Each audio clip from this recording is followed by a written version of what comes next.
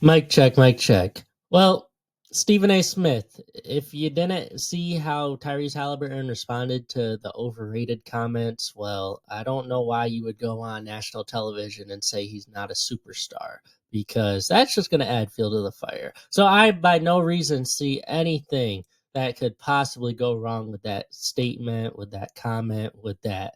And, that's going to be all over the media. But, the Knicks are facing the Pacers, so nothing could go wrong for the New York Knicks, right? Either way, no matter what these comments have done to Tyrese Haliburton's chip on his shoulder, we still got to talk about the Indiana Pacers versus New York Knicks Eastern Conference Finals, as we've had the matchup for some time now, but the series starts tomorrow at the time this video releases, so we got to talk about it, break it down. All the injury reports is as close and as good as it's going to get. So yeah, we got to talk about the Indiana Pacers versus the New York Knicks, predict who's going to win, and break the teams down and the matchup down.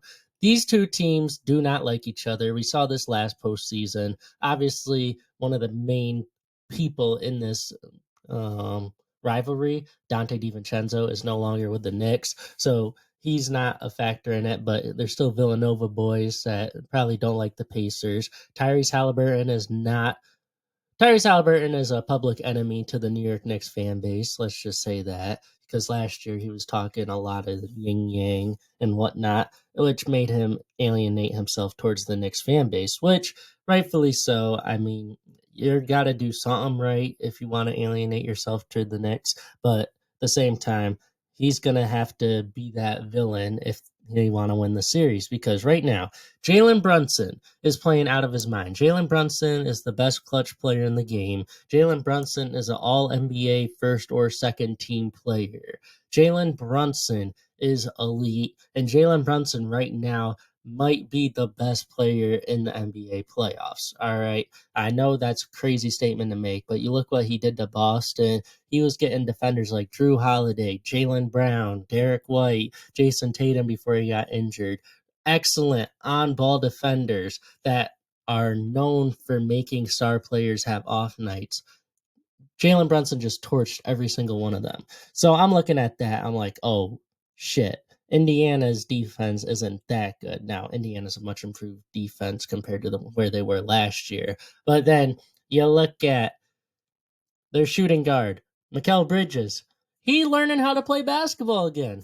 I didn't know I'd see this day this season, but Mikal Bridges knows how to put the ball through the hoop again. He's showing why he was acquired for 5 first-round picks and a bunch of salary fillers. So yeah, you look at that, the backcourt for the Knicks is scary. The backcourt is better top to bottom in both sides. Then you go to the small forward position. You got Josh Hart, who's literally the heart and soul of this team, no pun intended. And I just look at it like he's not even a liability on offense. He can't shoot the three, but he can make the three when it's timely, which is something weird.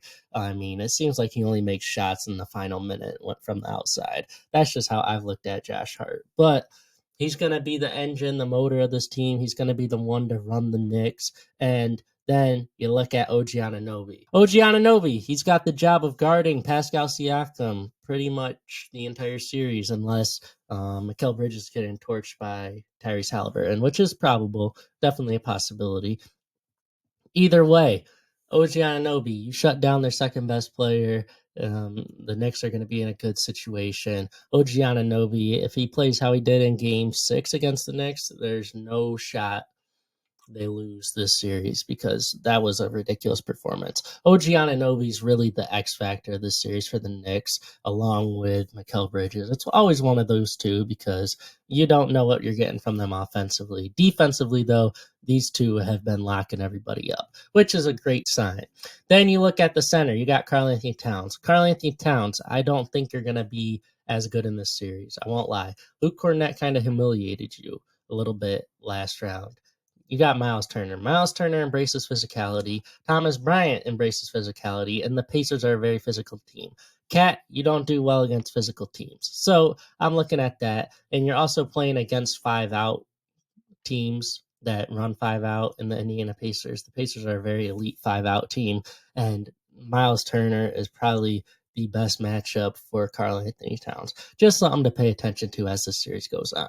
Even though I would be interested to see who Miles Turner ends up guarding. I think Miles Turner's going to end up guarding Josh Hart. That's my bold prediction.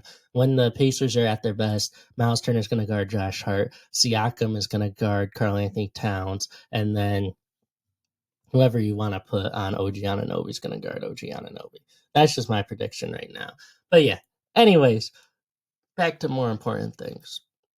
The Knicks 5 is amazing. Their starting 5 is amazing. They're clicking on all cylinders. They can shoot the ball. They finally figured out how to play defense.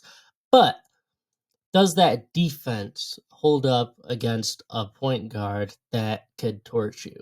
Since you look at the Pistons, they struggled against the Pistons. They should have lost the series to the Pistons, you could argue.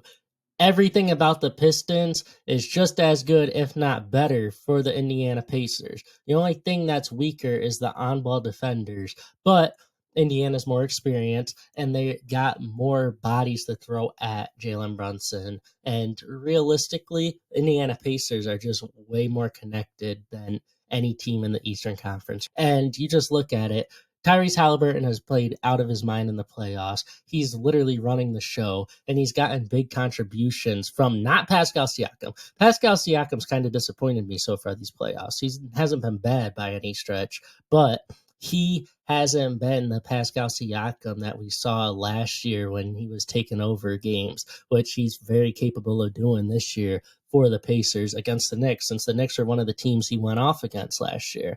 So you look at that, Pascal Siakam hasn't even reached what he can do. Andrew Nembhard, he's literally playing out of his mind right now. He's hit some big timely shots against the Knicks last year. He's a way better player this year. He's a good two-way player. He can run the show too. Then you got Aaron Nesmith. He's probably going to be the one guarding Jalen Brunson for the majority of the game. Hey, man, listen, if Aaron Nesmith is playing really well, it's going to be a very scary sight for the Pacers, because that means they'll have a full 5. Because Miles Turner has been amazing this postseason. Miles Turner's been the second best player this postseason. He's not leaving Indiana even if they lose in the conference finals. He's re-signing. He'd take a pay cut for Indiana if it meant so. The only thing they got to worry about is paying for his Lego collection, which I 110% understand. Listen, though, Miles Turner's been the Pacers' second best player. On paper, he's the third best player, and then you could argue he's the fourth at times. He's been the second best player, and the Pacers have been running through the Eastern Conference. They waxed the Bucks and they waxed the Cavaliers.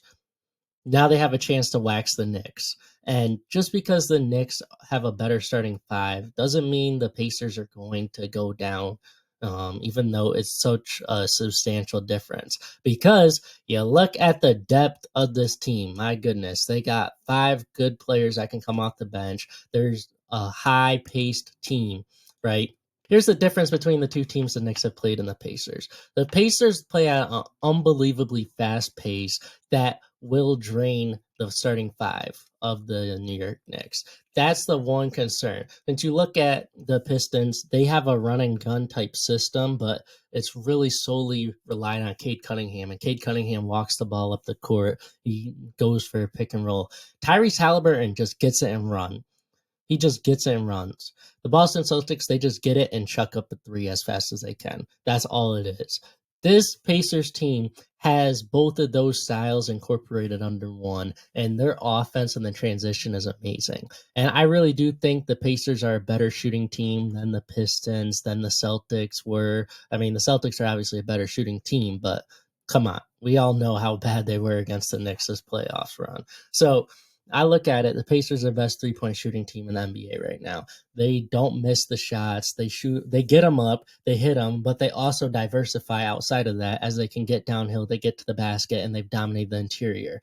Pascal Siakam hasn't played to his full potential yet, and they're still running through teams. I look at the Knicks team compared to the Pacers. I look at how the Knicks have historically crashed and burned down the stretch of the Thibodeau era. There's no getting around that. They just played back-to-back 6-game series. We know what happens with their players. However, they've had much more rest than normal. But I think that the Indiana Pacers' high-flying offense is going to make for injury, and it's just going to show the Knicks need more players outside of their starting 5, because they're going to run them into the ground. Yeah, I think the Knicks will win the series despite everything the Pacers have going for them.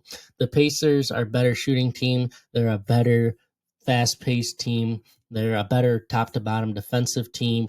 But at the end of the day, I don't see Pascal Siakam turning up. I can see Miles Turner struggling a bit. I can see the physicality of the Knicks really bothering the Pacers, as the Pacers have played two teams that don't really embrace the physicality yet. So they're going to get shell-shocked, especially in Madison Square Garden early, and I think the Knicks will come out on top in this series. They're going to win the first two games in New York, then they're going to lose two to Indiana in Indiana, since Indiana don't want to lose at home, because Indiana's going to finally find a rhythm. They're going to hit their shots. But then at the end of the day, when it comes down to it, the Knicks are going to go home to Madison Square Garden. They're going to win. And then they're going to go back to Indiana and pull off a shocking victory on the road with Indiana's backs against the wall, because I think they'll make an adjustment to where they'll have slowing down Tyrese Haliburton a bit in the Pacers offense. But you know what? As the series progresses, the Indiana Pacers will wear out the Knicks. So I don't even care. I just said the Knicks are going to win. I don't know what I'm going to say in these videos before I say it. I really don't, because that's just how I think the best way of evaluating it is by talking it out. I think the Pacers will win this series in large part due to the fact that Tyrese Haliburton and the Indiana Pacers' pace of play is going to be so detrimental to the Knicks, given that the Knicks have only 5 players they really rely on. Unless Deuce McBride goes on another insanity run, Mitchell Robinson keeps playing well. At most, they got 7 guys. Indiana's got 10 guys, and they run. The Pacers have so many players looking to prove a point. They got more players looking to prove a point than the Knicks. And when that happens, they're playing with a chip on their shoulder. And when you have that chip on your shoulder and that edge, it really makes it hard for you to lose. And I don't see that for the Knicks. The Knicks play the conference finals, they're celebrating and whatnot. Pacers were here last year. This is a business trip. This isn't, oh my God, we finally came here again. Oh my God, it's been so long. This is a business trip. I think this business gets handled by the Pacers in 7 games, as I think we see exactly what happened last postseason happen again. Indiana in 7.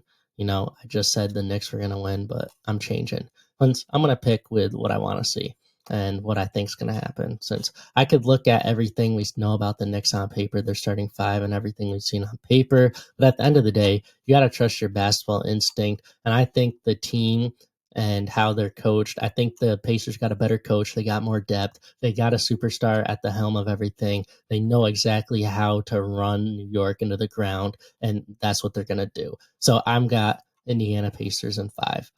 Oh, I said 5. I meant 7. If you want to know who's going to win the Western Conference Finals, well, click on the video on the screen. I hope y'all enjoyed this video. Don't forget to like and subscribe. Comment down below who you got in the finals. Y'all stay safe. Have a good one. Bye.